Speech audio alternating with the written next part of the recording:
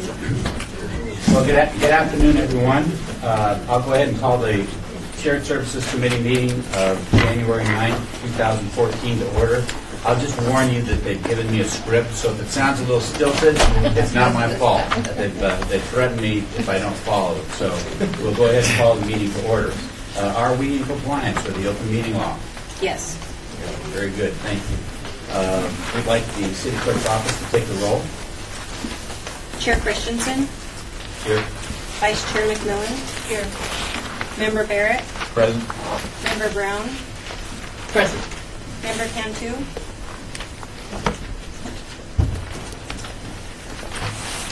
Member Richards,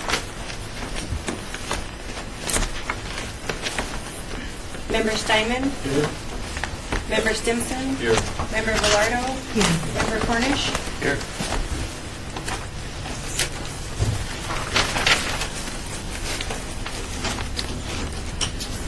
Very good.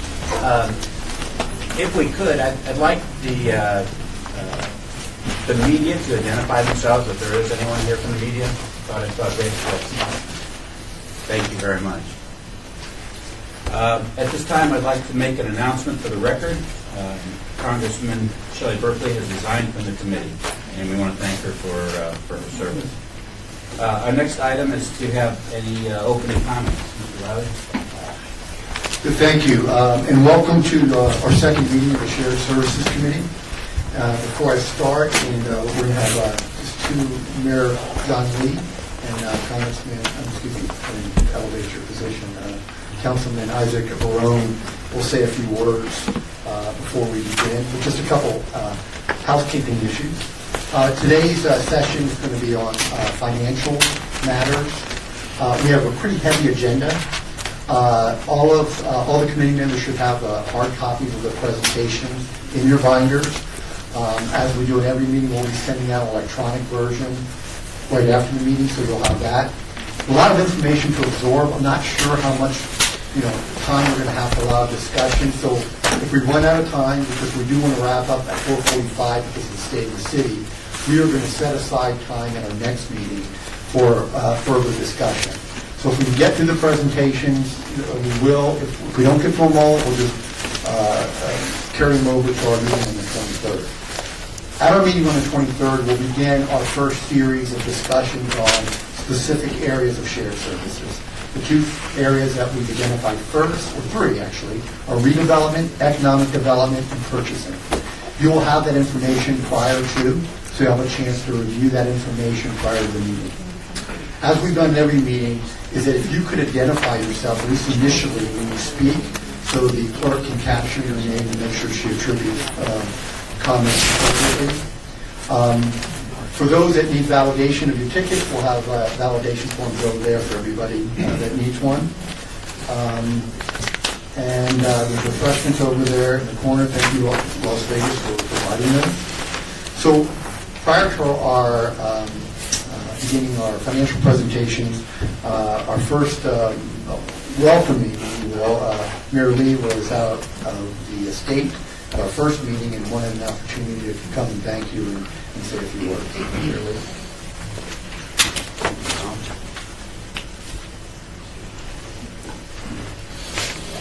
I'll be a little concise. Just to give you a history of what happened, I was elected mayor of North Las Vegas, and I don't think the people of North Las Vegas really voted for me. I think they voted myself and Isaac Barone for change.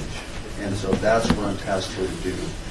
And I had a meeting with, as Steve Ross and I got together, and Steve's in the back there, and I said, Steve, I might need some help here. I don't know what I'm walking into.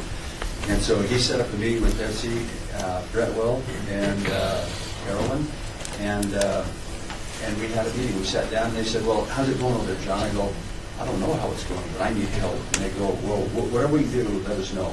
And I said, Carolyn, Betsy, I need you to send every one of your directors over to North Las Vegas for the next 6 months. I need to do everything you're doing because we've been in such a crash situation over here. we don't really know what we're doing anymore. It's been scary over here. And I think that took the mayor back a little bit.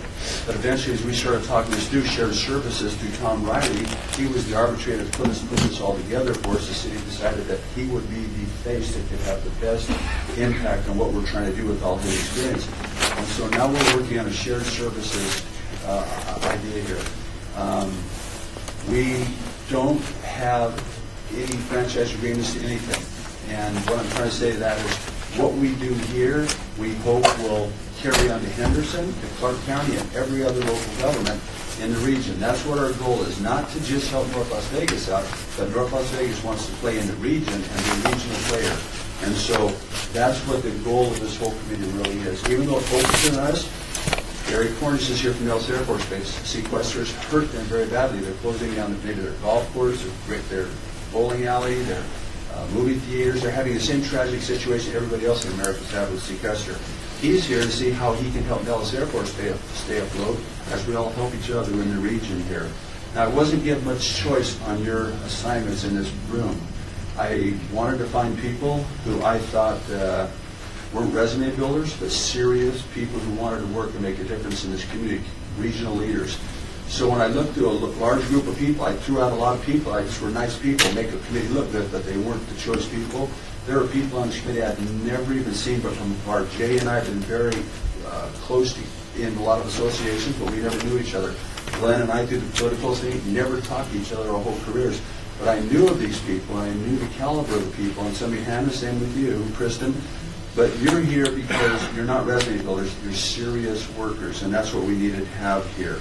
I did something very unpopular to a lot of people, popular to other ones. We let you know where we're at financially.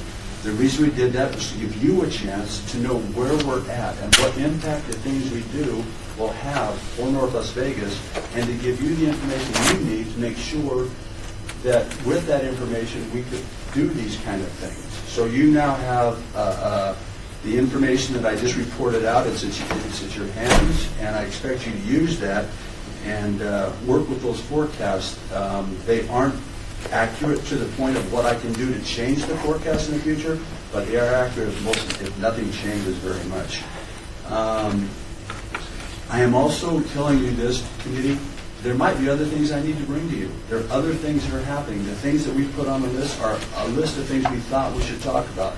But there could be another couple items that I bring to you. I say, would you guys consider this as a discussion point? So I'm not planning on coming to every meeting and telling you what to talk about, but if I have more things, I'll get with the chairman and see if you guys will listen to those and kind of deliberate on those for me, so that me and the city manager, Jeff Buchanan, and my city attorney, Sandra, can take this information back to the city and digest it and see how can we do better for North Las Vegas. What you're doing here today, you're going to find out, is a necessity.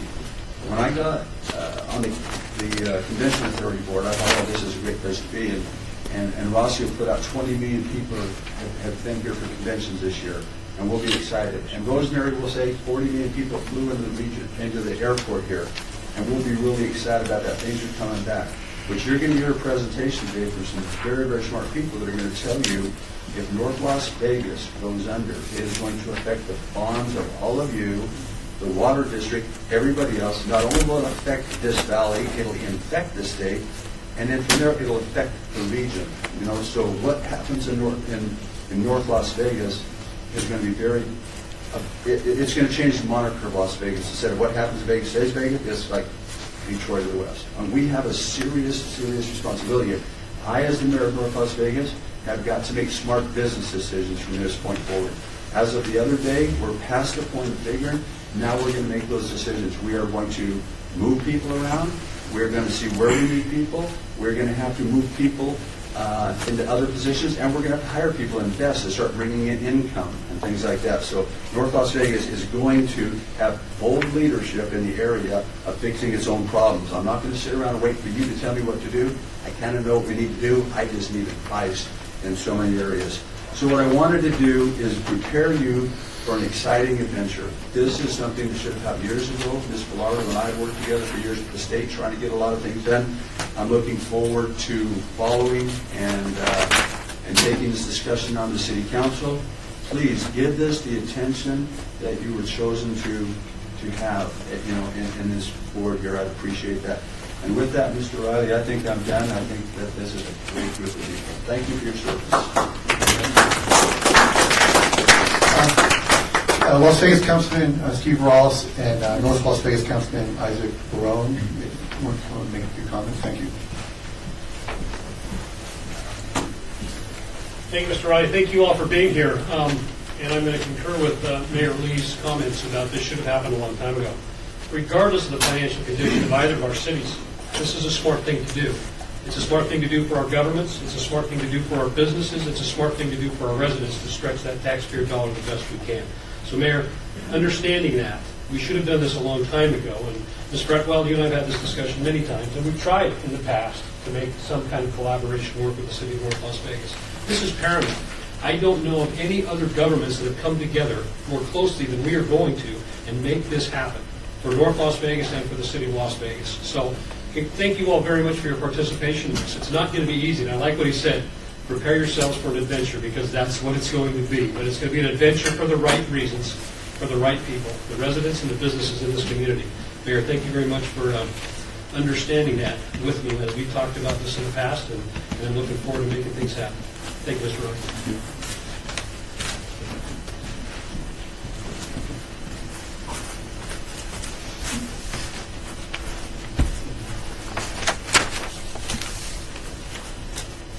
Hey, Mayor, thanks a lot for the first thing you said. I know I could not have said it more succinctly myself.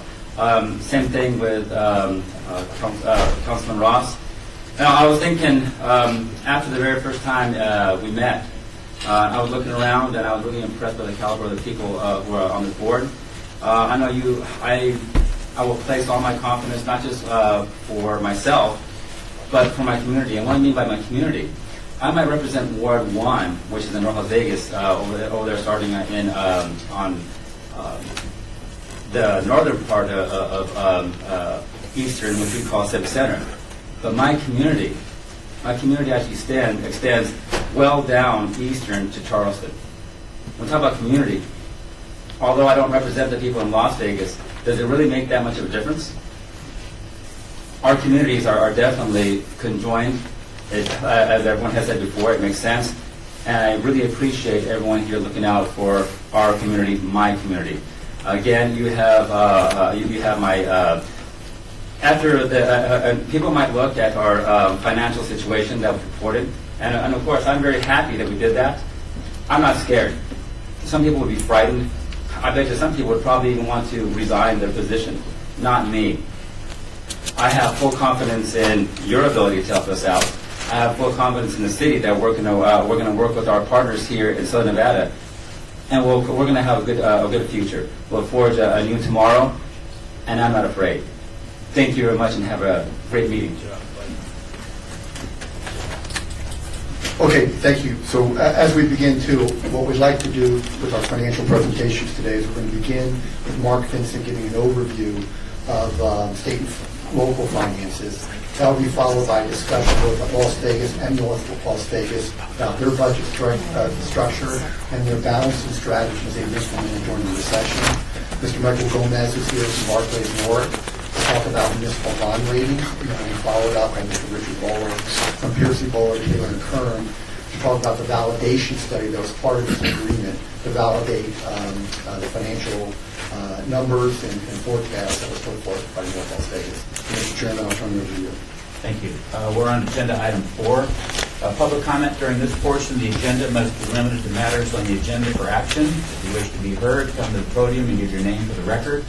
The amount of discussion as well as the amount of time any single speaker is allowed may be limited. Is there anyone that wants to speak during the public comment portion?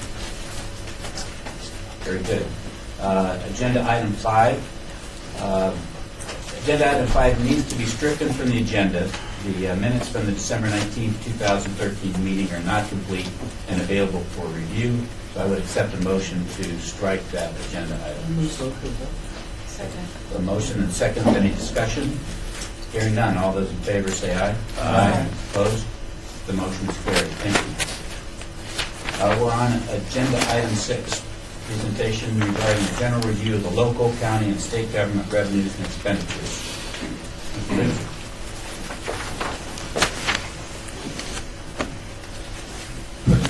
drink underneath there, but they don't ruin the electronics. For the record, my name is Mark Vincent. I'm the Chief Financial Officer for the City of Las Vegas.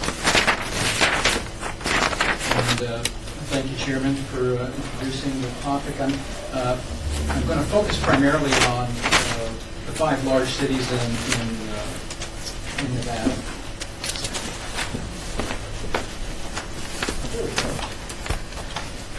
And these 5 cities, I think Nevada has like 108 cities and towns. There's 19 chartered cities. These are the 5 largest ones. They constitute about 1.1 million in population, 1.4, which is about half of the state's population. I don't want to turn you into government accountants. By the way, just for the committee's benefit, I'm going to try to go a bit quick because I'm going to put any of you to sleep. I know you want to get to the meat of this. But I thought it was important to understand a little bit about local government finance. So I'll go quickly, but please, if you want to ask a question, stop me if there's something that's not making sense. Let me know. When it comes to government accounting, we have 2 types, 2 general groups of accounts. We have governmental and business type accounts.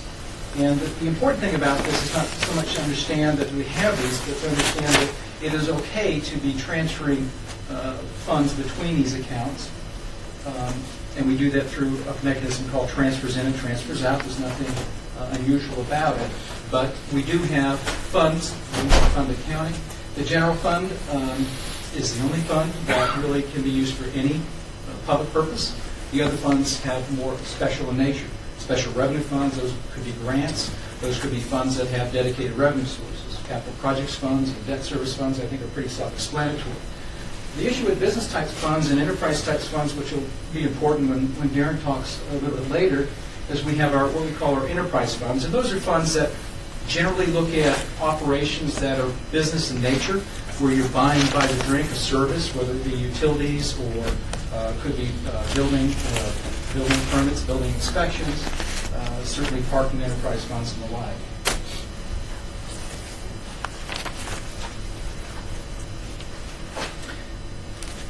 You have to understand a little bit about our limitations, our legislative limitations.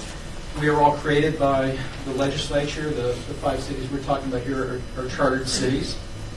And we're governed by Dillon's rule, and I'm going to try to explain that a little bit because you need to understand what some of our limitations are, both on the revenue side, but also sometimes on the operating side.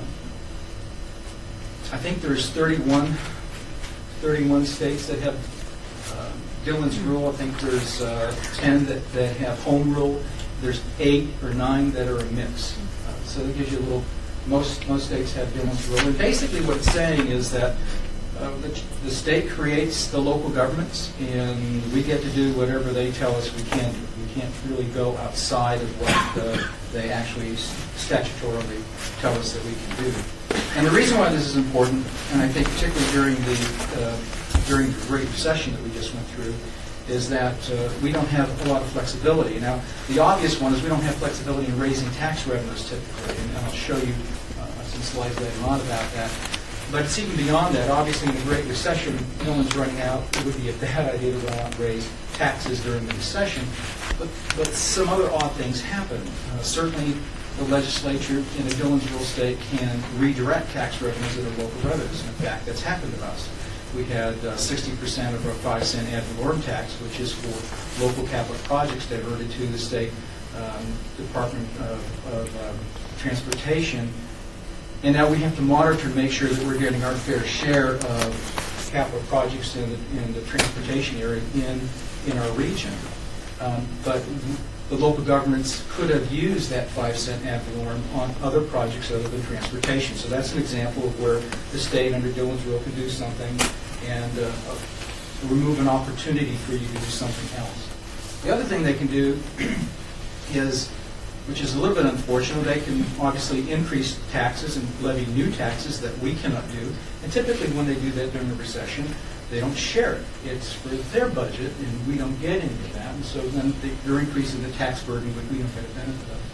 And the third thing they sometimes do with Dillon's rule, particularly when times are hard, is they'll mandate certain services be done at the local government level and they either won't provide sufficient or won't provide any revenue to do that. And we see that primarily at the county level. I think Mr. Riley could kind of talk about that a little bit. So those are the kinds of things that do happen. When I do this comparison of these 5 large cities, it's important to understand that government accounting is complicated and local governments are complicated and not everything is comparable. And so there's some things you need to understand that make us different. On the general fund, for example, the city of Las Vegas doesn't have a police force. If you look at our budget on our general fund, you will not see a police force. You will not see any employment in the area. What you see is a very large service contract, if you will, for the lack of a better word, an interlocal agreement with Clark County. That's not even an interlocal agreement. Pardon me, it was a state legislation that created the Metropolitan Police Department and created the structure by which Clark County and Las Vegas fund them. So that's a little bit different, and you'll see that later on. But we also use special revenues differently in some cases. In some cases, we collect special revenues for dedicated purposes, and the resources, be it labor or other, are charged in the special revenue fund. In other cases, you'll see some people where the expenditures for those things may be in a capital fund or in a general fund, and they transfer the revenue to where those expenses are. You see a variety of that. So that's a little bit confusing. And then we don't all have the same enterprise fund. So just understand that we're different. The 5 cities, this is a picture of all their revenue sources, including transfers in. This is the transfer in piece. Excuse me, this is the transfer in piece. And so you can see that we're primarily dependent upon property taxes, consolidated tax. Let me explain consolidated tax real quickly. It's primarily the sales tax. It has other pieces in it. I'm not going to go into the details of those, but it's 84-85% of the consolidated tax, CONS tax, is sales tax. And then licenses and permits, in addition to licensing, we have probably half of that, 18% or close to it, is franchise fees for those that use the public right-of-way for those services. And this is just excluding transfers. There isn't a significant difference between the two. And by the way, I apologize for the misspelling of forfeits. I tried to correct it, but by the time I did, I lost access to the data table.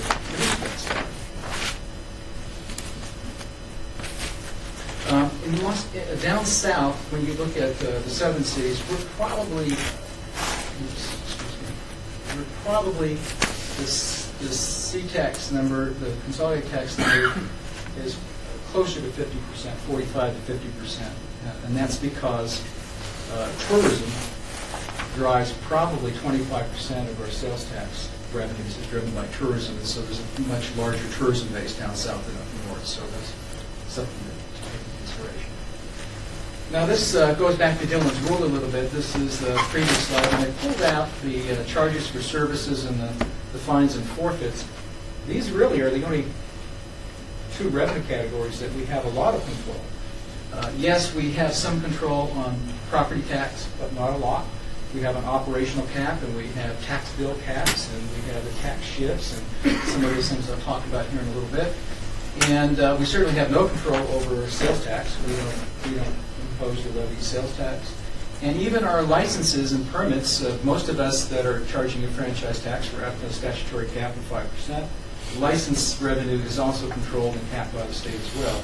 So in reality, if you wanted to tax your way or raise revenue to solve the problem, you can't do it. I'm not suggesting it's a good idea to do it, but the reality is you can't do that.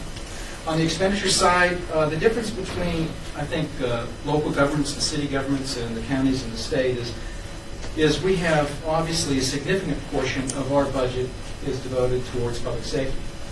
We're the form of the government that's closest to the people.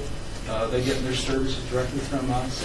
And so even if you threw in the little judicial piece up here, you're at, if I take transfers out, you're at 70% is public safety and judicial.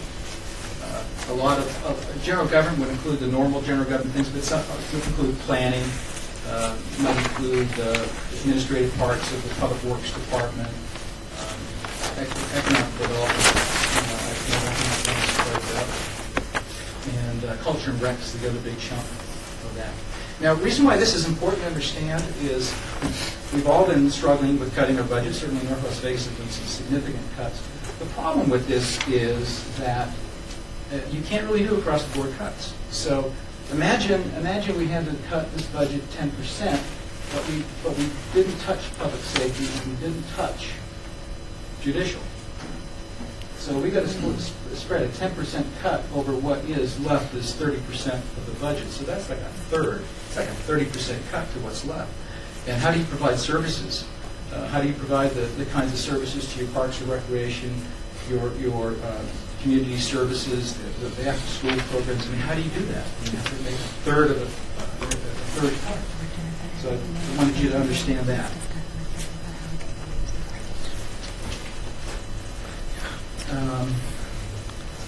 This slide is not to scale, obviously. I had to do it because I had to do it to this scale because you would never notice that difference. The dollars are in millions, so the five cities, their budget back in 2008. By the way, this data comes out of the Committee on Local Government Finance database, and they collect this information off the CAFR, produce these statistical reports, which I was using. But at the time, this is from last fall, and we didn't have all the 13 comprehensive annual financial reports, the annual reports from all the entities. So I'm using a little bit stale data. But between 2008 and 2012 was the brunt of the recession for us. And what's interesting is even though our revenues were about $1.1 billion for those five cities, the expenditures were right there. Even in 2008, that gap was a positive $6 million, which was about 0.5%. Revenues, and by the way, this excludes transfers in and transfers out. So I'm just looking at operational revenues and operational expenditures in the general fund. We have a policy, the City of Las Vegas, and I think it's a good policy, that we strive to have revenues in our general fund exceed our expenditures by at least 5%, in that 3 to 5% range. And the reason for that is because we have capital needs, whether it be capital replacement or refurbishment, that do not have dedicated funding sources. If it wasn't for the general fund, there'd be no revenues to do it. And certainly, our parks is a category for that. Las Vegas had to replace, during the course of replacing, I forget how many, we have 14 artificial turf fields that we have to replace over time because artificial turf doesn't last forever and is not renewable. So it's important to recognize that even before the Great Recession, we were perilously close to not being able to meet some of the other needs. We have unfunded liabilities. Again, the unfunded liabilities are primarily in the area of post-employment health benefits and workers' comp-related items, and those are mandated through state legislation. So again, those are sort of, think of that perhaps as an unfunded mandate in some regards. We don't have money to meet sometimes our collective bargaining obligations, hence concession bargaining that we've gone through. So the interesting thing, in 2012, when most of us were coming out of it, you'll notice here there's about a $20 million gap here. Expenditures exceeded revenues by $20 million in 2012. I just happen to know, because I built this chart, I will tell you that North Las Vegas's gap at this time was $28 million in the CLGF. So North Las Vegas accounts for all this plus another 8 in terms of that gap. So just by way of information. The other thing we look at is when the recession started, when did people react to it? When did we respond? And we've been watching this a little bit because, frankly, the City of Las Vegas got a lot of flack from everybody that I can think of, and even some of the fellow cities, when we started cutting in 2008. I don't think a lot of folks felt we should be cutting, and we started in 2000. I won't say it was a deep cut, but it was a cut nonetheless. This chart just shows, based on the CLGF data, whose expenditures started to decline and when did they start. And so you can see that Henderson, North Las Vegas, and Metropolitan Police Department didn't start cutting their costs until fiscal year 2010. So that's all that's telling me. Mark, can I just add one real quick thing on that? So if you, and I hope you may be covering this later, but like for the City of Las Vegas, in each of those 3 years, we ultimately cut around 20 to 21% out of our budget. So the first year was around 4, the second year was around 5, and then in fiscal year 10, which most everybody remembers, was an 11% cut.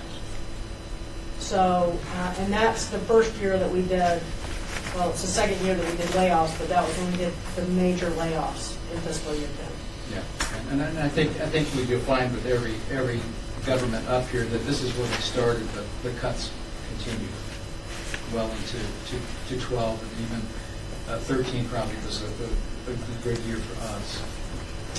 I want to talk a little bit about property tax rates, and I can't talk about this a whole lot without getting into some little bit of history, so I'll try to do this as quick as I can. The important thing is these are not the overlapping tax rates that the residents pay. This is the local government, the city's piece of it. Okay. So these rates typically, I mean, I'll just read them off to you. Las Vegas rates are about $3.29. These are the rates. These are the dollar rates that are applied, or the rates that are applied per $100 of assessed value. That's what these are. So the overlapping rates, Las Vegas is about $3.29 per $100 of assessed value. Assessed valuation, by the way, is 35% of taxable value. So roughly, if you took these rates and divided them by 3, you'd get sort of a normal mill rate, if that makes sense.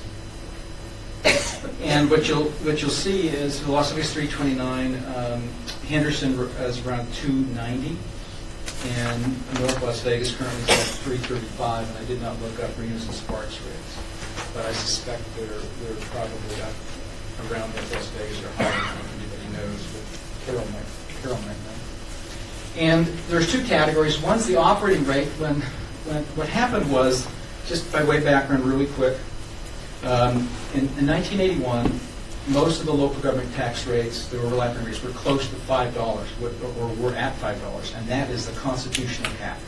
And some of you remember back in 1981, we had the tax shift going on in California, Prop 13, and our legislature responded in the same fashion, and they devised a scheme, and not being a bad word, but they devised a scheme whereby they would shift the tax burden from property taxes to sales taxes. And so they essentially what they work through is what would be the sales tax rate that we would have to levy in order to drive those rates down lower. And they did. Essentially what they did is those $5 rates dropped down to about around $2, and they created a new tax called the Supplemental City County Relief Tax. It was 1.75%, and then they shifted. And so what ended up happening, is, at the time, some of these rates, because you look at them and you say, well, why is North Las Vegas rates 20 cents and Las Vegas is 67 and Sparks is 90? Well, a lot of it has to do with a couple of things, and I probably can't explain it as well as others in this room, but just suffice it to say that the tax shift in 81 had something to do with that, and then the tax policy of the councils as they went through the last few decades drove a lot of that. And what ended up happening is those that may have had lower operating rates, like Henderson and North Las Vegas, have gone to the voters and got what we call voter overrides, where the voters say, yes, we'll approve a new tax to pay for streets or public safety.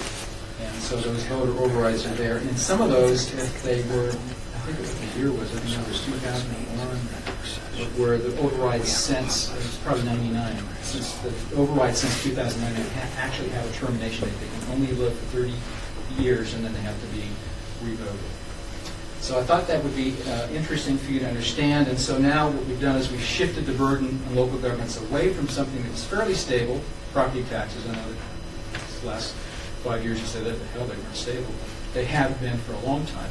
But they're not as volatile as the sales taxes are. And the sales taxes, you see them every month. So you're getting monthly volatility. We just experienced a month where we saw double-digit growth for 1 month, which we hadn't seen for, I don't know, 4 years. So property taxes are lagging also. Sales taxes are much more responsive to the economy, property taxes are lagging. Keeping in the theme of property taxes, I just wanted to talk a little bit about AB 49 that was passed in the 2005 legislature that created this idea of the tax bill caps. And the reason why the legislature, again, under Dillon's rule, felt it was important to cap the property tax bills was we were having runaway assessed valuation, primarily driven by land costs, because we had some rather large swaths of land that were being purchased for in development. The prices of land was just going through the roof. And we were seeing 20% growth, 30% growth, 40% growth in assessed value year over year because of it. And so the legislature said we should cap that. And so all this chart demonstrates is while assessed value went through the roof, taxes weren't paid. This is the actual dollar amount of taxes that were abated in Clark County. And if you add these all up, including the most recent years where it's only been $40 million, it's $3.7 billion. And so that worked. It did what it was supposed to do. But here's the problem. This now is assessed value. By the way, these two slides I pilfered from Jeremy at Applied Analysis with his permission. And what we see is from the peak to trough on assessed value, we've got a 43% drop in, and this is, by the way, I believe this is statewide. And the problem we have is the tax bill caps work on the way up. There's no cap on the way down. And so now what all the local governments are facing is revenues that are at this level, and they can only grow based on the caps. What took 4 years to drop is going to take 10 to 15 years, maybe 20 years to get back because of the caps. And so our ability to recover as the real estate market recovers, as development recovers, new development, of course, won't be subject to the cap, but the existing values will be. We also saw a lot of abatement process that went through, particularly in some of the larger properties or gaming properties. And even with the drop in assessed value, their abatements also were artificially dropping, have dropped the new threshold of the floor, which is now 7 caps. By the way, the caps were 3 and 8%. There's 3% cap across the board for residential.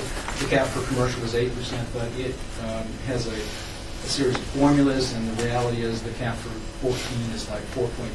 So it's effectively this year's 3% for residential, 4.2% for commercial.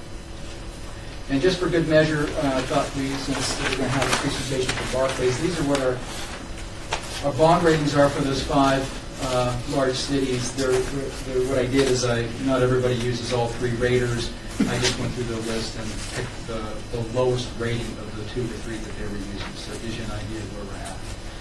Investment grade is triple B, so we've got North Las Vegas actually at in junk status, but really what that's telling us. So that was my quick run through of local government finance 101. I'm sorry for going so fast, but I got a lot to plate. You have to have a balanced legislature and use any shortfall of revenues to expenses coming from fund balances? Absolutely, yes, good question.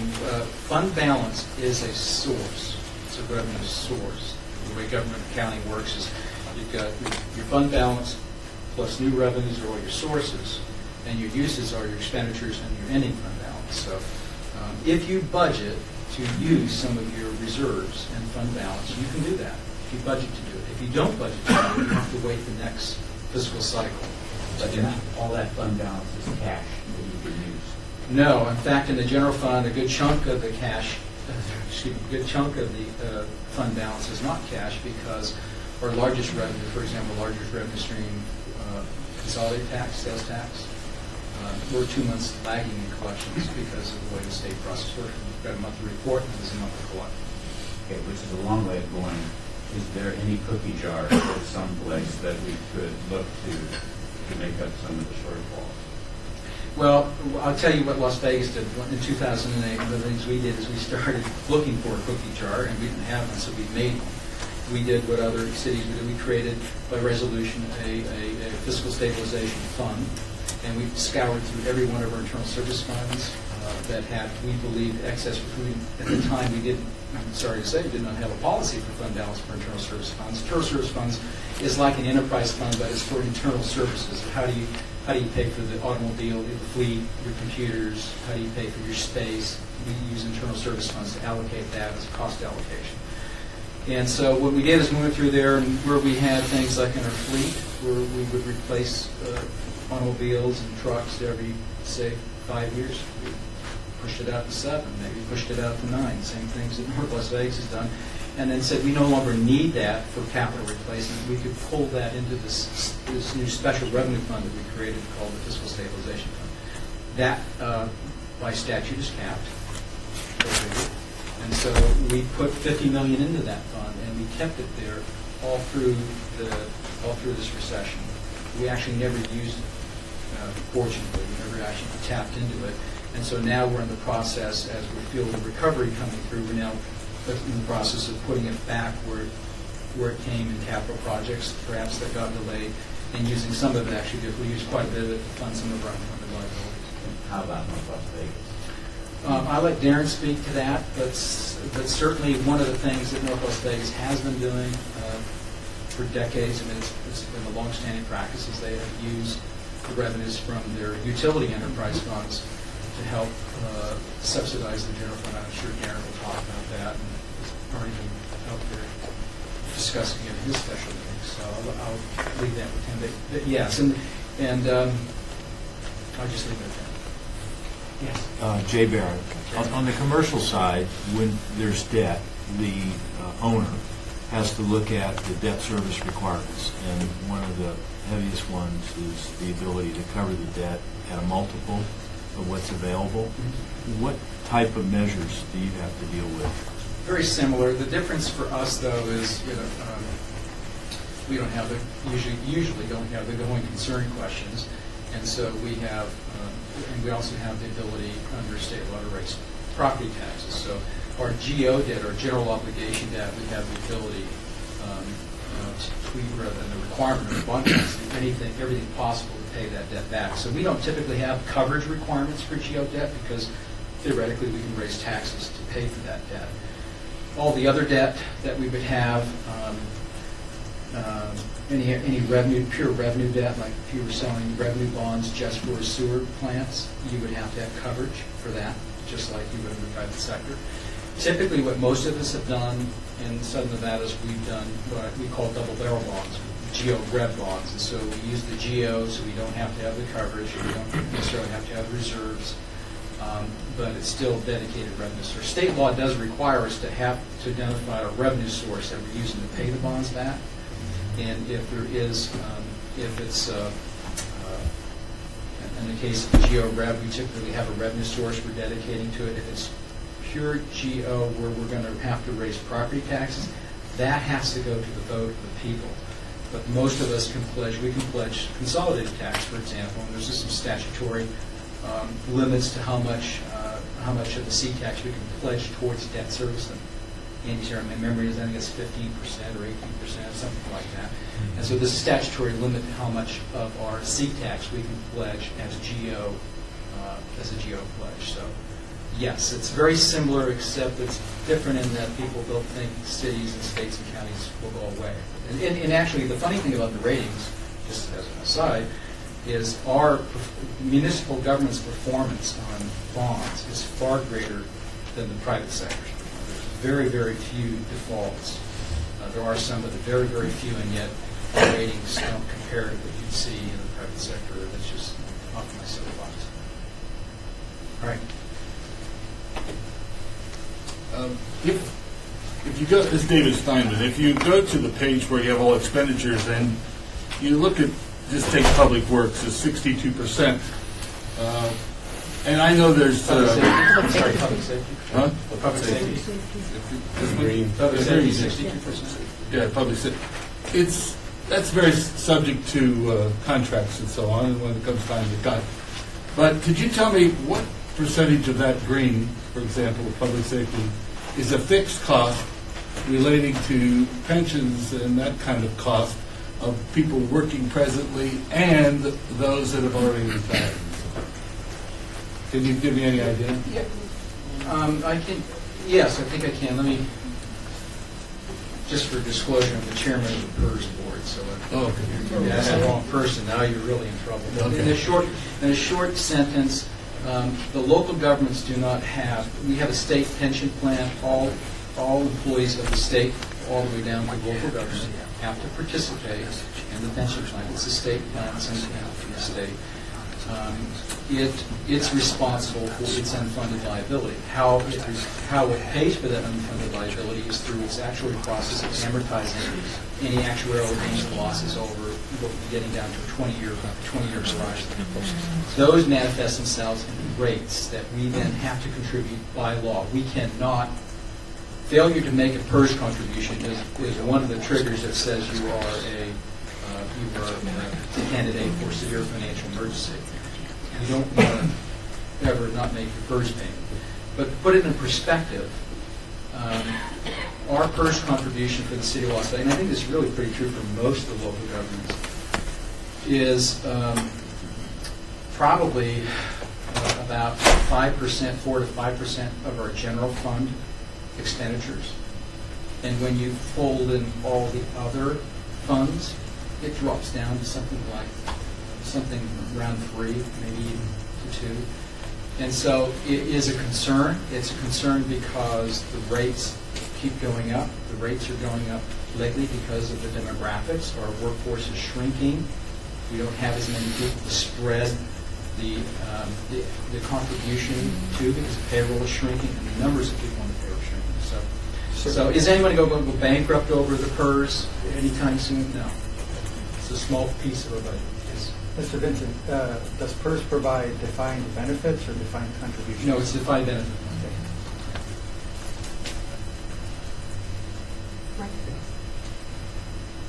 Very good.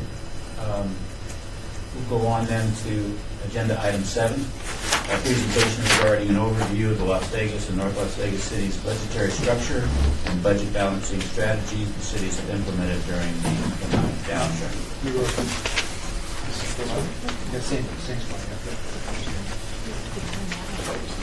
I'm going to go even faster on this one because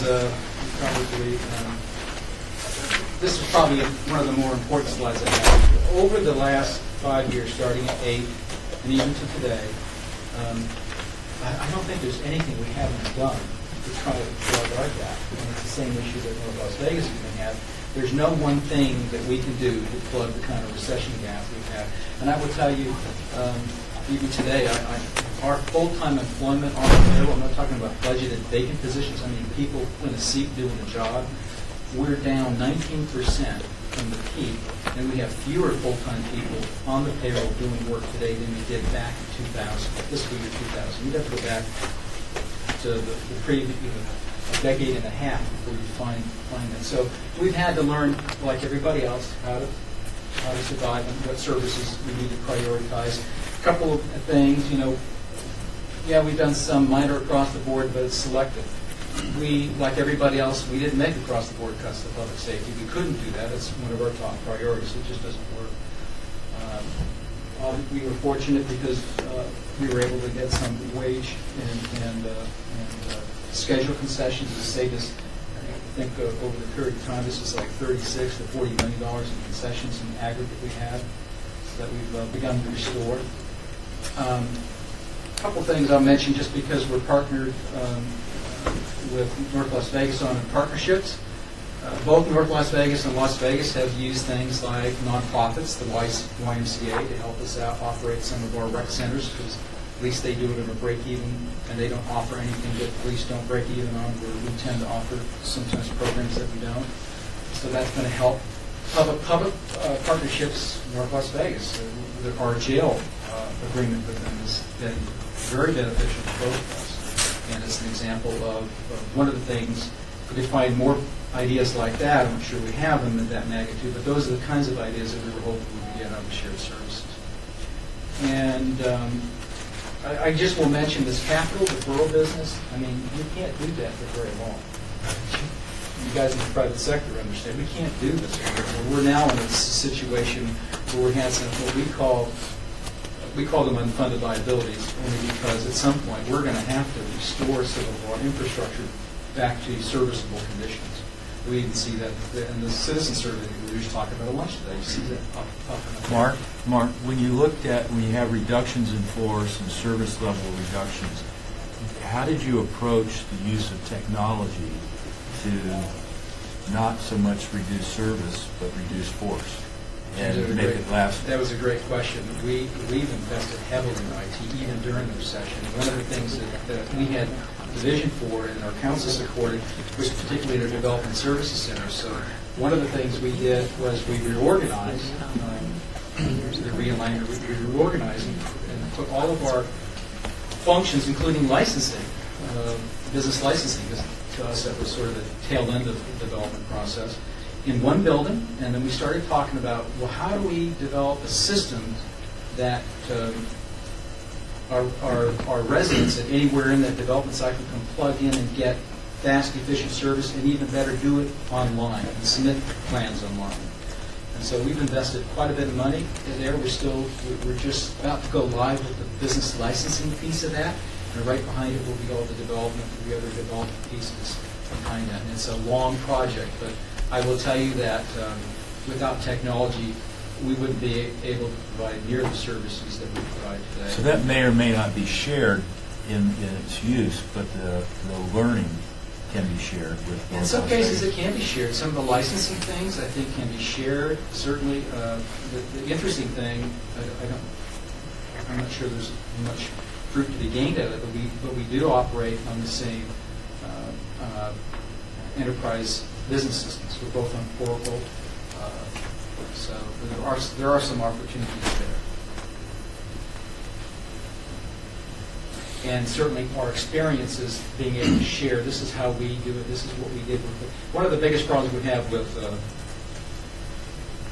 government is, we sort of have a regulatory mind, and so that can do some things that you don't really want to do. So we've been trying to change our culture and our mindset to think in terms of how fast and how efficient can be. Instead of trying to prevent bad operators from getting in, we'd rather get everyone in quickly and then deal with bad operators later.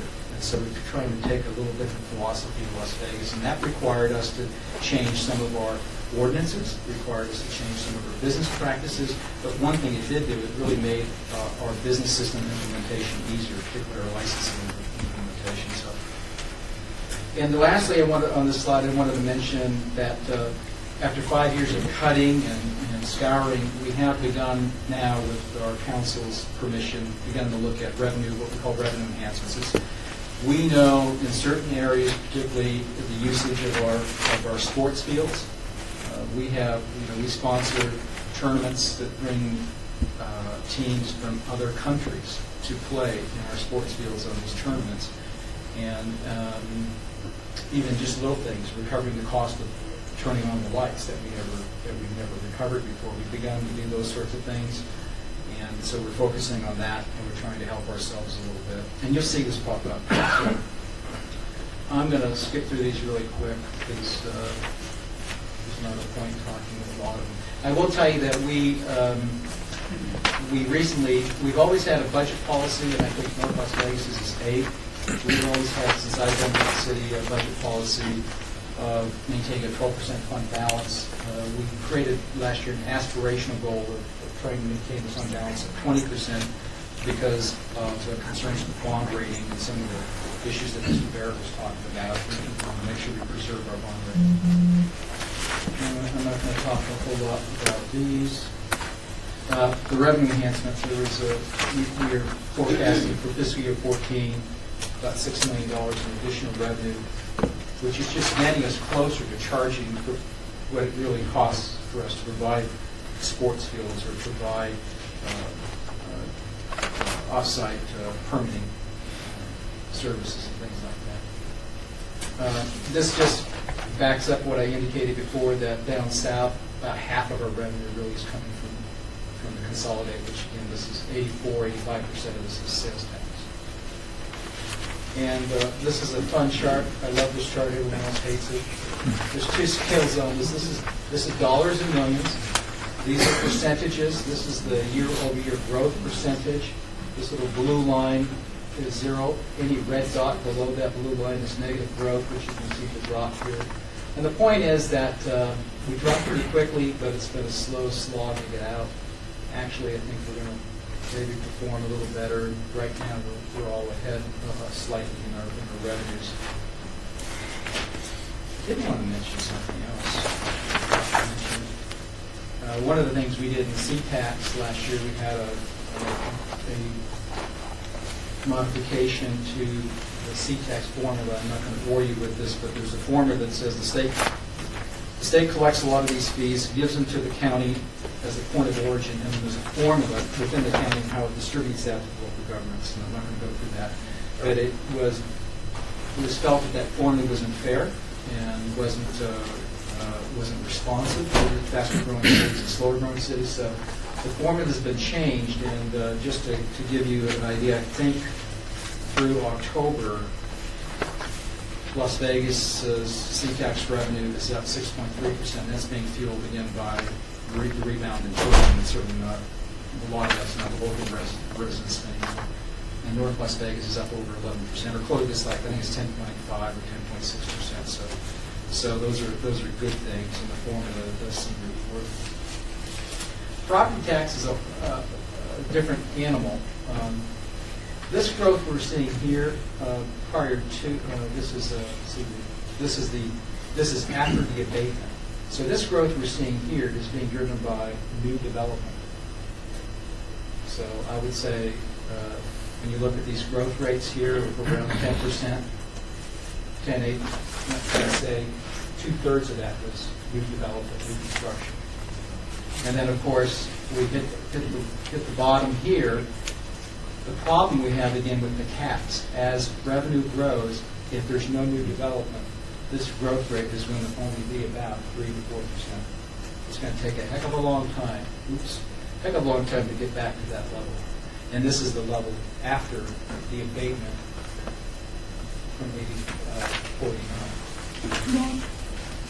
With Harold Lotto, can you logically expect to get back to that when we know that that was an absolute bubble? Well, that's my point, Carol. My point about it is that this is after the 3% abatement for residential. But there was new construction that was still in the pipeline that was Yes, coming on yes. at that point, Yeah. which did not. And really, the answer to your question is, you'll never get back to it while I'm employed at the city. It's just not going to happen. I have to work another decade. I don't really want to. I don't really want to. I love working with you. And your point is well taken, Carol, that maybe some of this really is a little artificial with the building boom. But, geez, for those of us that lived here for 50 years, I've said that before at other times. So, never say never. I mean, who knows? But the reality is, we certainly staffed at this level, and we're providing services. We built. I didn't put that in my slides, but I don't know how many fire stations and how many hundreds and hundreds of acres of parks and how many hundreds of thousands of square feet that we put in. We built a lot of stuff here, and we staffed it and providing services. And so that's sort of the issue here, is that we're trying to find ways to provide, just like in Las Vegas, we're trying to find ways to provide the best service we can. We have a new strategic anchor where we provide service value, which means giving people what they want for the cheapest price you can come up with. And technology is a big thing. All right, let me just finish up here. This is this piece I was telling you. If you look at our budget, what makes us odd is if you look at us, salaries and benefits, we look like it's just barely over 50%, but that's because a big chunk of our costs is buried in that. So that's why we always look. This is a graph of history, and I haven't updated this, so I actually have the CAFR numbers for 13, but I will tell you, you wouldn't even notice the change in these numbers here. So what ended up happening is we had a good year. We actually had about 8 million, 9 million more in revenue than we thought we were going to have in our budget. And I will tell you, it's spread all over the place. I had to go back to look at it myself and think what caused that, and it was like all over. So the issue we have here, you're going to see in a second, is we're assuming the revenue is going to be a little flatter, and I'm hoping that green dot goes up a little bit. But what's driving this, you see in a second, is our debt service. So this is a forecast that we put together. We use a committee. We bring in folks from the community every year, sometimes twice a year during the recession, maybe twice a year. And we give them a revenue forecast, so we ask them to help us analyze our assumptions. It's been really helpful. We've been pretty close to most of our assumptions, but they always come up with something we hadn't considered. And of course, for local government, revenue drives our expenditures. Whatever the revenue is, it is, and we have to live with it, assuming we don't have endless weather someplace. And so the good news was our revenue performed about $8 million better than we thought. We also had a reduction in expenditures, a little underrun. We had a positive performance of over $10 million. That's actually what happened. Our 14 estimate problem we're going to have is right here. We did some either defeasance or refunding, I can't remember which, that caused us to be artificially low for that particular year. But our principal payments go into full bore here on our City Hall. And I say principal payment, our City Hall was financed with the certificates of participation. They do not have a GO backing. There's no GO pledge. So because it's an administrative building, theoretically, we could walk away with obviously this time. The other issue that I will point out to you for us, our big problem, and we know what this is. The problem we have is this line right here. We, like you, are anxiously awaiting the decision with the more costs sales tax, the district sales tax, how that will come out. Metro has a significant piece of their budget is funded through their own property tax override, and just like everybody else, they've lost $60 million in their property tax revenue, and so they want the county and the city to make up for that, and so that's the tension we're having here. This does not represent us making it up. This assumes that they do cuts or something else, or do the hybrid solution that they're talking about right now. So, anyway, with that, I'm finished. Unless you have any other questions? Mark, I have one question. Terry Stinson. Here, I noticed both cities have just built reasonably new city halls. And as I was looking at the Las Vegas website, I got the impression that the Vegas city hall was built with private funds and a lease. Yeah, it's certificates of participation. They're called COPs, and basically what we're doing is we have a lease arrangement whereby our lease payment is servicing the debt through a trust. Yeah.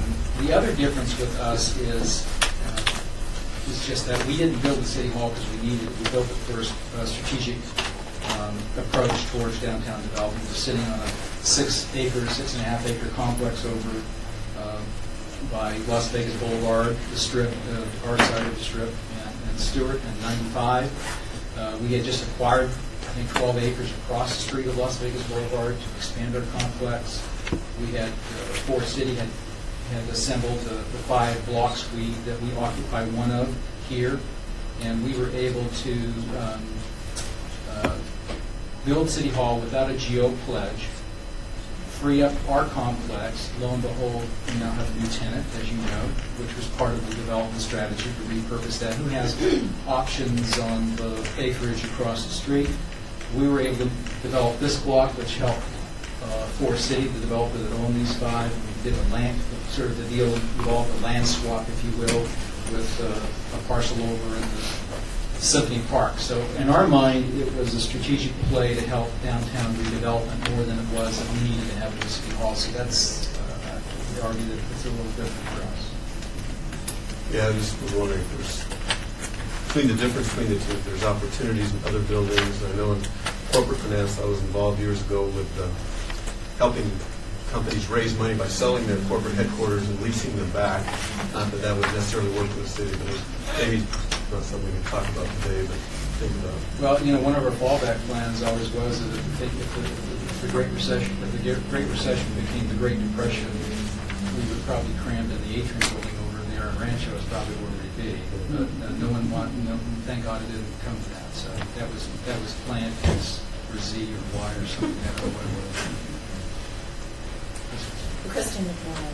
In terms of the fund balance expenditures, you've said that you'd like to maintain at 21%. Your policy says 12%. North Las Vegas' policy is 8%. My understanding is the statutory requirement is a minimum of 4%. There isn't any statutory requirement. A couple things in the statute. Well, actually, one's in the statute, one's in the administrative code. In the statute, it talks about one of the triggers that could put you into a severe financial emergency as defined by taxation. And we're going to have a discussion with Barclays, I think, a little bit about contrasting that process. One of those triggers is fund balance less than 4%. Because 4% isn't even, an 8% fund balance is what, a month? Yeah, so I guess my question So it's not much cash is- flow. And remember, your fund balance isn't cash, as Right. Glenn or someone asked me. The other statutory reference is in collective bargaining.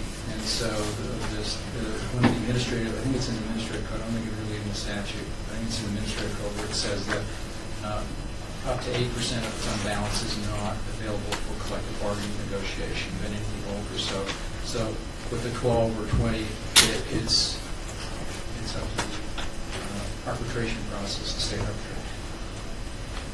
Hopefully that's the answer. And the reason why we picked 20, I don't know if I was clear about that. Yeah. When we looked, we're as you saw, Las Vegas is AA rated, and she'd like to be AAA. I was hoping just to maintain the AA during the recession. And the question is, there are many things that go into a bond rating, but one of the things we were curious about is what's the kind of fund balance for the average AA rated, and it turns out it's close to 20%. So that's how we picked that. Thank you. That does answer the question.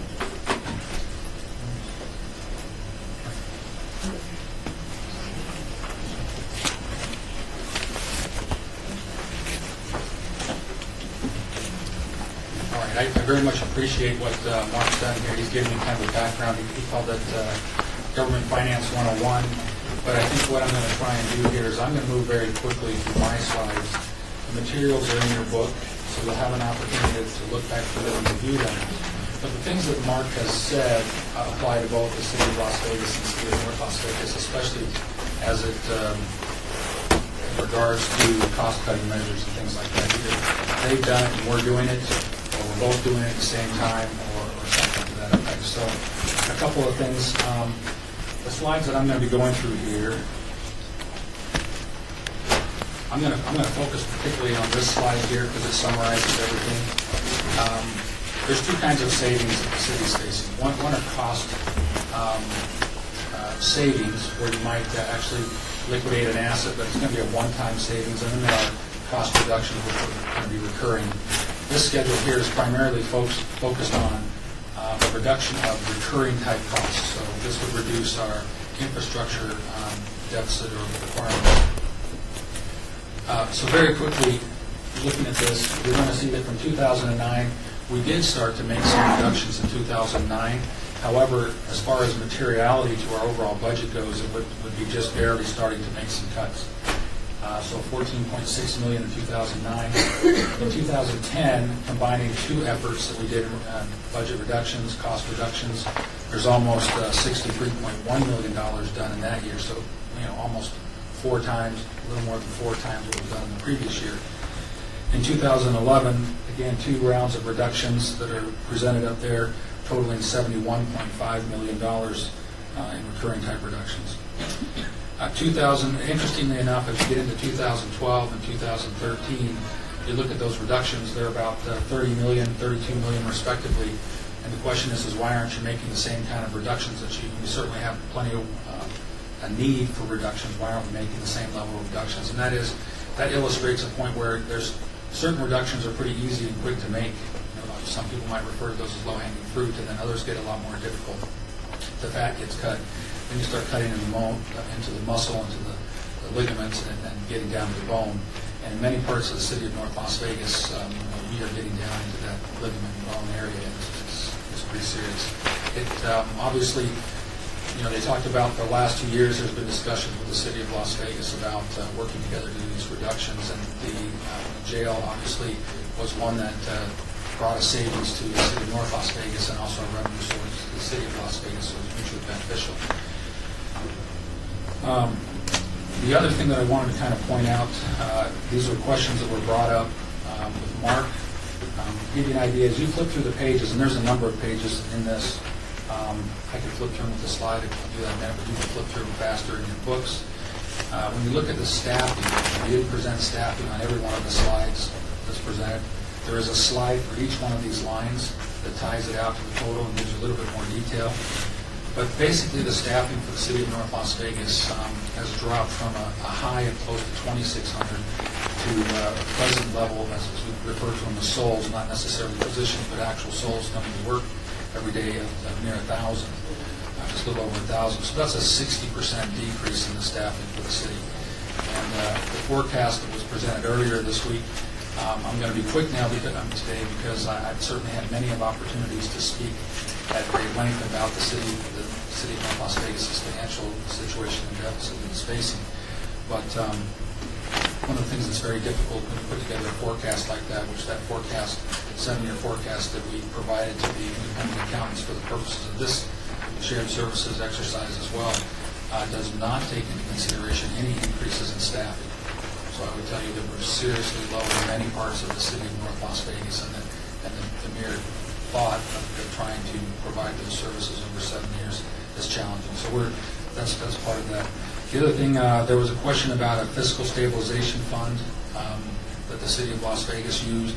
I would concur with Mr. Vincent's comments that the city of North Las Vegas has used over the years, so to speak, has used the reserve fund or reserve for infrastructure in its enterprise wastewater and water utility fund to be a subsidy to shore up supposedly or subsidize the enterprise fund during the difficult years. I think clearly those difficult years have stretched out far beyond what was initially thought when that process started and got going.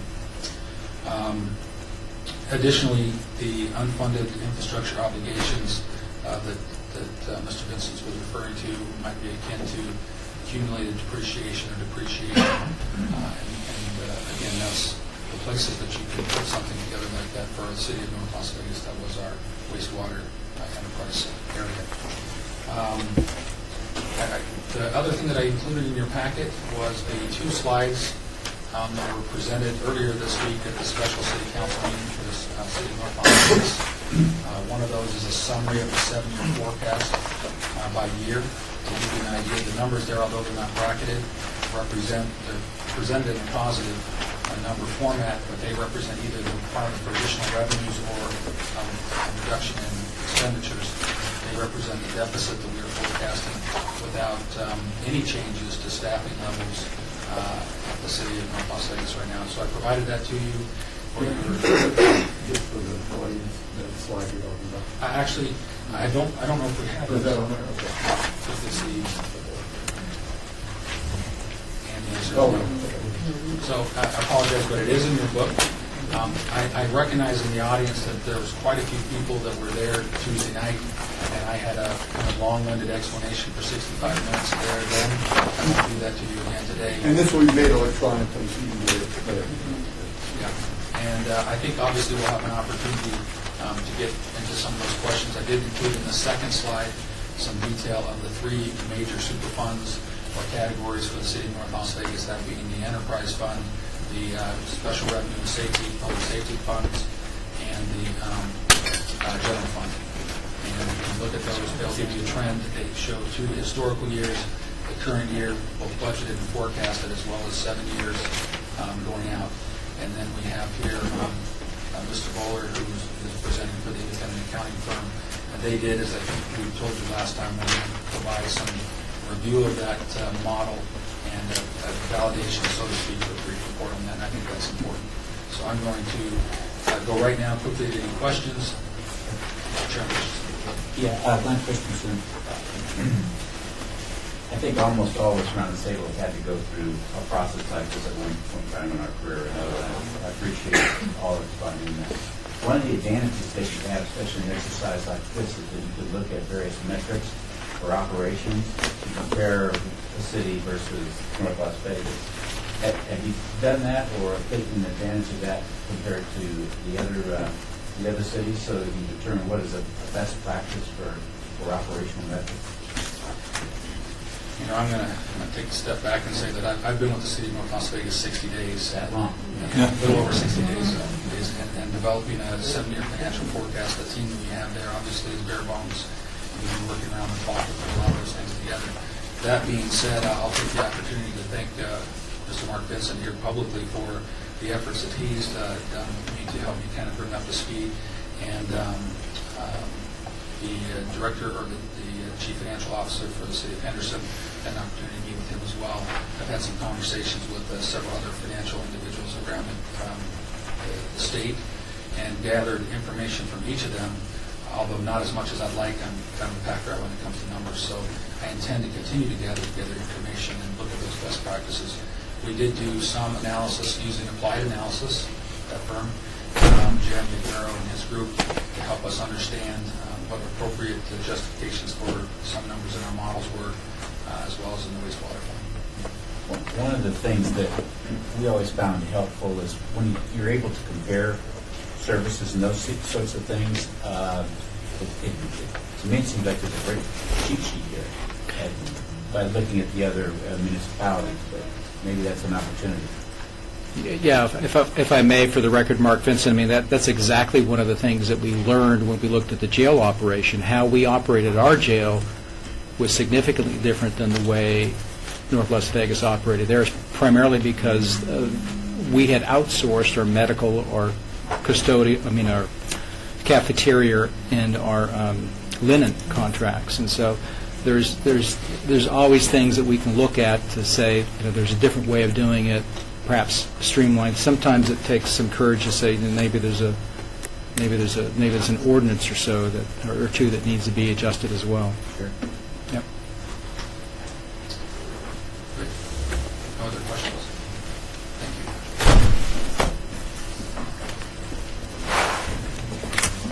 Good.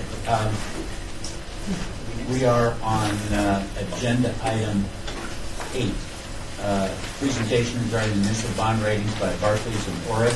I understand Michael Gomez is the representative from Barclays and ORIC.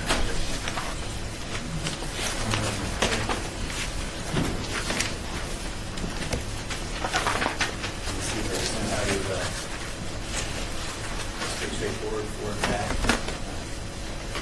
Technically challenged here. Thank you very much. For the record, my name is Michael Gomez. I'm a director in the Public Finance Department of Barclays Capital, which is one of the nation's largest municipal bond underwriting firms. I'm headquartered in San Francisco and manage the California public finance effort that Barclays has. Been in the business for 25 years. A lot of experience working with California and the state and cities. And we have a national public finance practice that operates nationwide. Helping me today and with me is Devin Brennan. Devin is a member of ORIC's public finance legal team. ORIC is the leading municipal bond counsel firm nationwide. And Devin's firm represents Vallejo, Stockton, and others that have had circumstances of fiscal distress. And I think what we'd like to do today is talk a little bit, place the situation of North Las Vegas a little bit in the context of what we've seen happen elsewhere in the country over the last couple of years as municipalities have experienced financial distress. And we want to begin, I think, really by complimenting everybody here for this sort of joint effort. I think if we have a message we want to leave you with today, it's a little bit of a message of hope, that really trying to work through problems and work through this kind of a situation it's worth the effort, because, as we'll talk about a little bit, places that have decided to give up and to go into a bankruptcy situation or to go into some sort of receivership, which we'll talk a little bit about here, is a long and arduous road with really uncertain consequences at the end. So thank you very much for the invitation, Mayor Darren. Thanks very much. I am not a Nevada municipal finance expert. I really appreciate listening to Mark's presentation. I think it gives you a very good background for what's happening and Darren's at the two cities. And let me just briefly kind of pass over these first couple of slides, because I think Mark and Darren described the general situation here with declining property taxes, difficulties in balancing the budget, a need to rely on reserves, and really drawing them down to the point where at least it doesn't look like this is a sustainable strategy going forward, particularly reliance on the utility reserves. So you've now got a situation in which both the general fund and the major enterprise fund at North Las Vegas is operating on fairly minimal reserves, and the ability to keep shifting money from the utility over to the general fund probably is not something they can sustain going forward for a variety of reasons. To start, I wanted to just put the situation here in the context of what we've seen in two other states that have experienced these sorts of financial distress. One, California, which I know pretty well working there, and the second, which is Michigan, where as you all know, Detroit is the largest city ever to go into municipal bankruptcy, with an $18 billion bankruptcy declared earlier this year.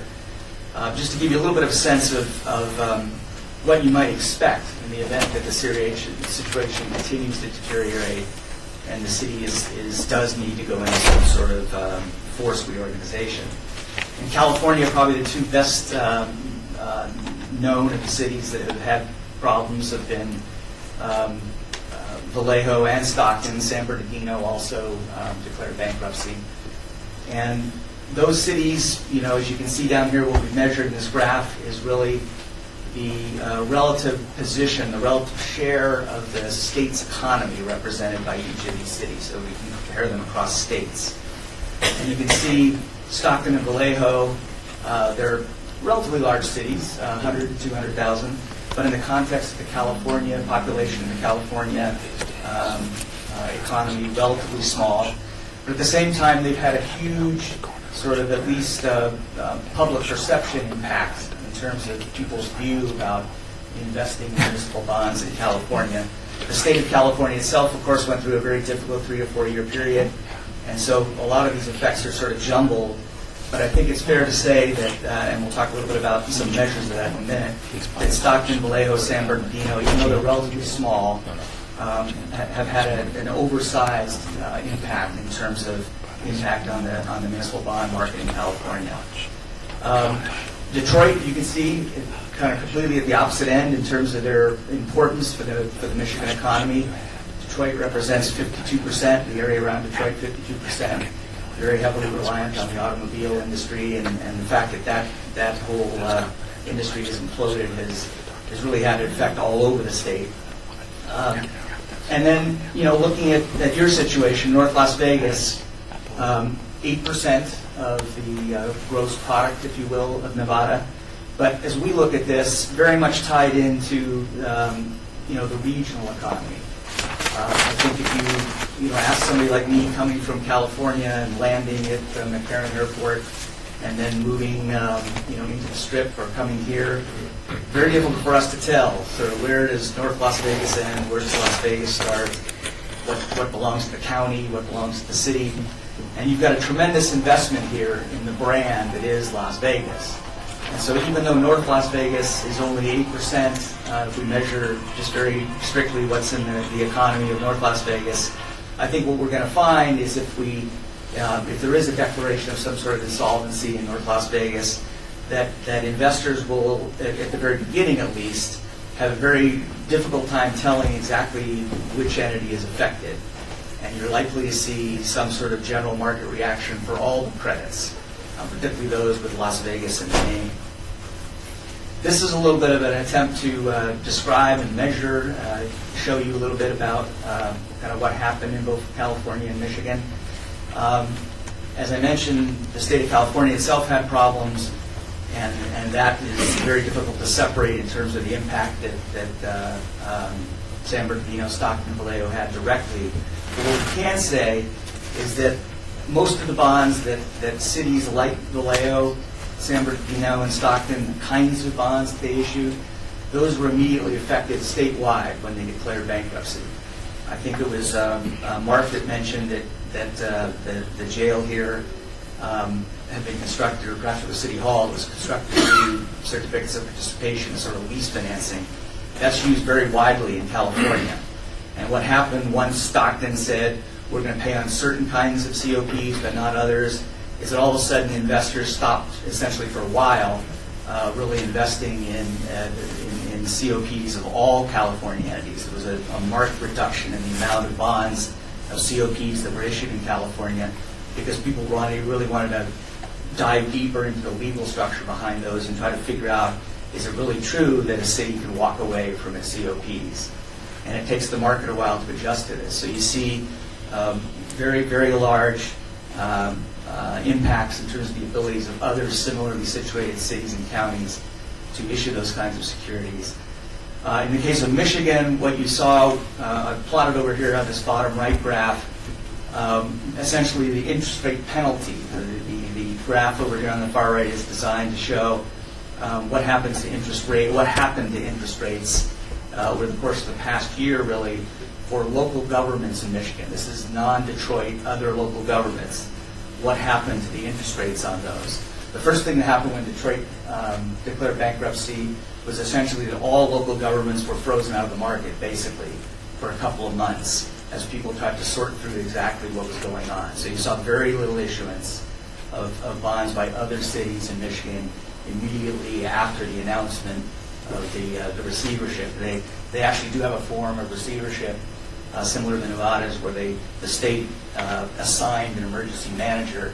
That emergency manager subsequently has decided to advance with a bankruptcy, and that's a little different than what happened here. But you can see what happened. The emergency manager was appointed. Not long after that, interest rates, once people started getting back in the market, interest rates started to rise. Detroit filed for bankruptcy, the end of July, and then spreads have been just sort of elevated. They've come back down as investors kind of sort through the whole situation, figure out that, hey, maybe the bonds issued by Flint or by Lansing, aren't so bad, and we can get them at very high rates because they're paying this penalty in the market. So all of a sudden, demand comes back as people sort out what's going on. But for that 6-month period, clearly a dramatic and direct effect that you can see. The question is, how would that play out here in Nevada? And it strikes me that in some ways, you're probably in a situation where it's going to be somewhere in between what's happened in California, where the impact of San Bernardino, Vallejo, Stockton has been, at this point, sort of sorted out. As you can see by the graph here on the bottom left, what's happened is that credits in California have been sort of put into two categories. Those on the coast, where the economy is recovering and where ratings continue to be fairly high in the AA category for the most part, and cities and counties that are in the Central Valley and the Inland Empire, where people view them very similarly to Stockton. There's not a lot of concern now about whether Fresno, for example, which is a 400,000, 500,000 person city, whether they're going to have problems, and they're rated much like North Las Vegas is now. That's really what's happened in California as the state has recovered and the state's own credit has improved. In Michigan, again, there was this transitory effect. We're now seeing over the last week, again, rates beginning to move up again as the bankruptcy goes on. So this is the sort of thing that could happen here. Let me let Devin just talk a little bit, spend a couple of minutes on this difference between particularly your receivership process here in bankruptcy, because these other examples are all sort of result from, all of them have ended up in bankruptcy. You don't have that option here in Nevada. There's no bankruptcy for local municipal governments, and you have this severe finance emergency that may lead to a receivership. Just talk a little bit about the differences there, because that may also impact the way bondholders see you. Thanks, Michael. And I wanted to echo Michael's comments that it's a privilege to be here with folks who are trying to address a serious issue and getting in front of it rather than waiting for it to happen. One of the things that's true in both receivership and municipal bankruptcy situations is that solutions that are available to a city to resolve the issues that it faces, the fiscal issues and structural issues that it faces, narrow as you get closer to that point. Frequently, Chapter 9 employment, things like that, is the last option the city has, and that they can use to address their issues. In Nevada, instead of a Chapter 9 process, there's a declaration of a severe financial emergency of the state in which the tax commission effectively enters into a receivership process where it takes control of finances and expenditures of the city. Receivership in this case is less common than the Chapter 9 process has been, which itself has been uncommon. A number of the issues that were faced in Vallejo and in other situations were novel issues for courts and for courts negotiating them, so that there was an information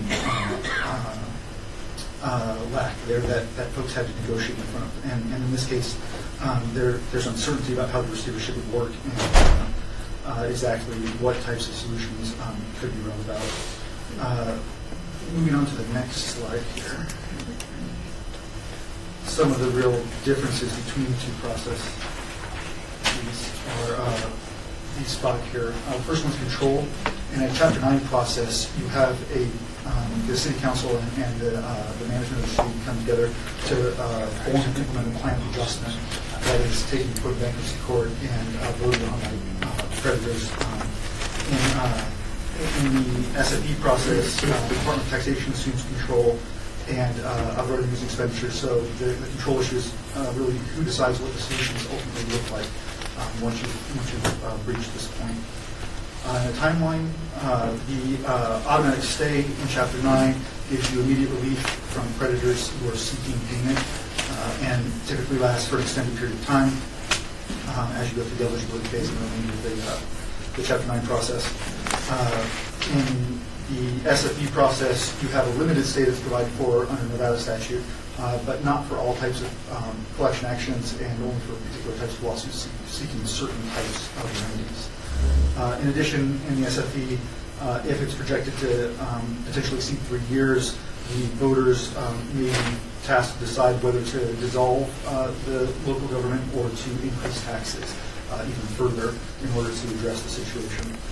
In the Chapter 9 process, the plan of adjustment instead provides for a long-term framework and solution that both addresses the debt side and the revenue side. One of the big differences between the SFE process and Chapter 9 is that Chapter 9 bankruptcy allows you to impair contracts, including bonds and other obligations, so you can address the debt side and the other expense side of the equation effectively in that way. Contracts and obligations cannot be impaired by a receiver, although they can negotiate all future contracts that come. The taxing authority, the Nevada SFE statute allows for additional taxing authority to be given to the receiver once the SFE process has been triggered. And under Chapter 9, the local authorities maintain all existing ability to raise taxes and revenues that they had previously, although, as Mark indicated, those will be limited depending on what the levels are where they are. Finally, in the SFE, the statute provides for, it's relatively strict. It provides for a number of revenue increases and certain types of expenditure controls to be brought in place, including possibly the county being tasked to absorb the services that are provided by the North Las Vegas City. One of the very useful things about the Chapter 9 bankruptcy process is that it allows for creativity in crafting solutions. It has frequently a formal mediation process, but even if there's not a mediator that's sitting between certain types of creditors and the municipal agency, there is the drawing to the court and the forcing of the creditors to face the fact of a cram-down plan or other types of severe impairments that they might face that forces them to negotiate with the city to come to some sort of creative solution that ultimately works for all of those involved and allows the city to regain its freedom. Can I just ask a question? Mr. McMillan, so normally bankruptcy is under the federal code, right? And so Chapter 9, I'm assuming is. So is there a provision in the federal code that allows a state then to set aside Chapter 9 and set up a separate process? Because I'm assuming the SFE process is a state statutory process, right? That's right. So the Chapter 9 requires that a state positively or affirmatively allow any of its subdivisions, subdivision cities and others, to seek Chapter 9. If the state law doesn't allow those agencies or those municipalities to seek relief under Chapter 9, then they can't. It's actually a 10th Amendment issue just in terms of what the federal government can do versus what the state government is allowed to do. So in this case, Nevada law provides for the SFE process instead of permitting the localities to seek Chapter 9 relief federal. But there would be no impediment under, for the state legislature here to go back and decide that they, wanted to put aside the SFE process and go back to the Chapter 9. I mean, that would, you would have to go through back to the state legislative process. There would have to be a state statute permitting the agencies to do that, the cities and agencies to do that. So, no allowing any. No, this is not a federal. It's this not an is a either state. or thing. It's, you have the SFE here. That this is And what that it requires state legislative action in order to go back to a Chapter 9. Glenn Christensen, is there a bright line when the tax commission decides to exercise the SFE? There are 26, 27, or somewhere in there, numbers of triggers that can cause, from the state side, that can cause the SFE process to be possible. And then it's the state, there is a state tax authority that makes a presentation. The Department of Taxation makes a presentation to the state that says we think that the SFE process is warranted. There's a decision that's made at the executive branch level to do it, and then the SFE is put in place. Do you know of the 26 or 27 triggers, how many have been triggered at this point? I don't. I haven't looked, and it's a pretty fact-specific inquiry. Yeah, please understand that our objective in contrasting the bankruptcy and SFE process was not to encourage you to choose bankruptcy, but just to highlight, I think, as Devin said, municipal bankruptcy itself is relatively rare.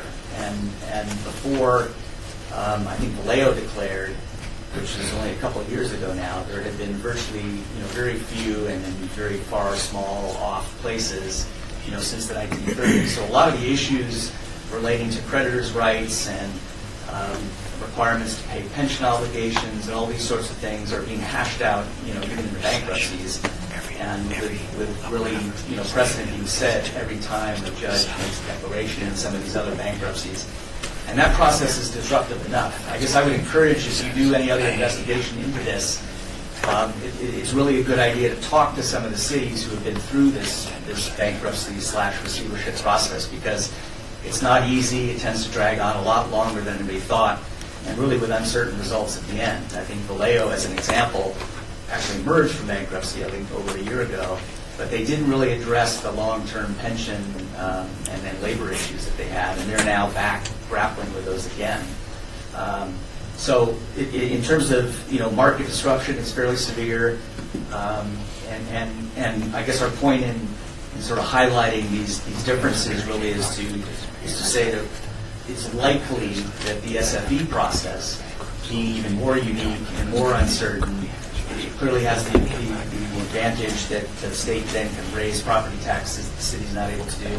But it has a variety of potentially negative consequences or uncertain consequences, in the sense that you don't have the same rights to kind of fix and establish a priority of obligations that you have in bankruptcy. And so you're likely to end up just with everybody suing everybody else, and the process just could take even a lot longer, which I think would be pretty disruptive to the market. We can't say with exact certainty how this would affect other entities in the region. I think, remember, North Las Vegas right now is rated double B, in the double B category. The other entities, Las Vegas, Clark County, their general obligation bonds are still in the double A category. So the market at least distinguishes at this point what's going on between the two.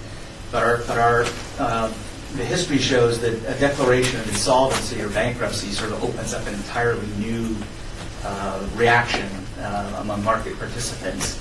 And while we can't say for sure, we think at least for some amount of time, there'll be some impact on a lot of other municipalities in the region in terms of the interest rates that they would pay, while the market kind of sorted it out. The markets aren't completely rational. And given how tightly branded you've made everything here, and with a lot of risk in terms of future investments and all the things you'd like to do to continue to highlight the attractiveness of Las Vegas, my guess is the market will have some confusion there for at least a period of time. So again, congratulations on setting this up. I think generally people wait too long until they confront these sort of situations. We really applaud you on really grappling with this as a region, and thanks very much for the opportunity.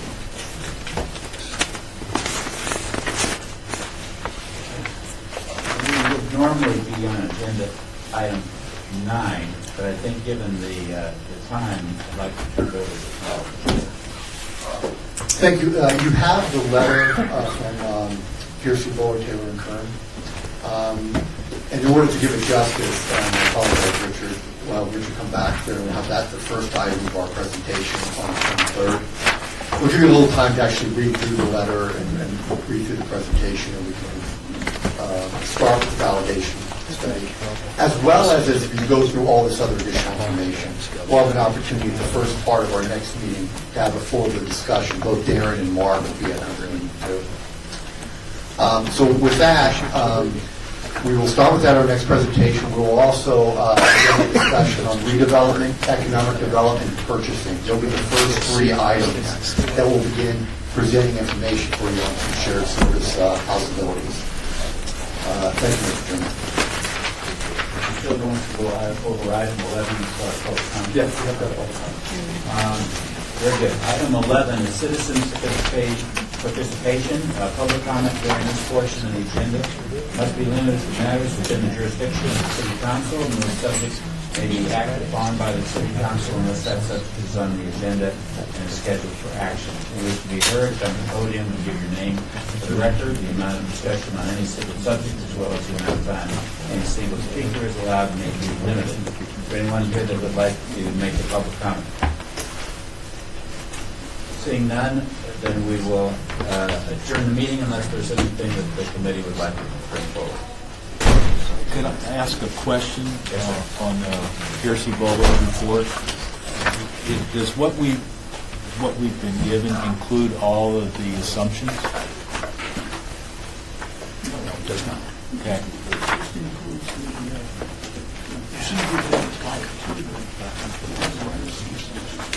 Would it be possible for us to receive those assumptions? Yeah, I can speak since this Darren Adair for the record for City of North Las Vegas.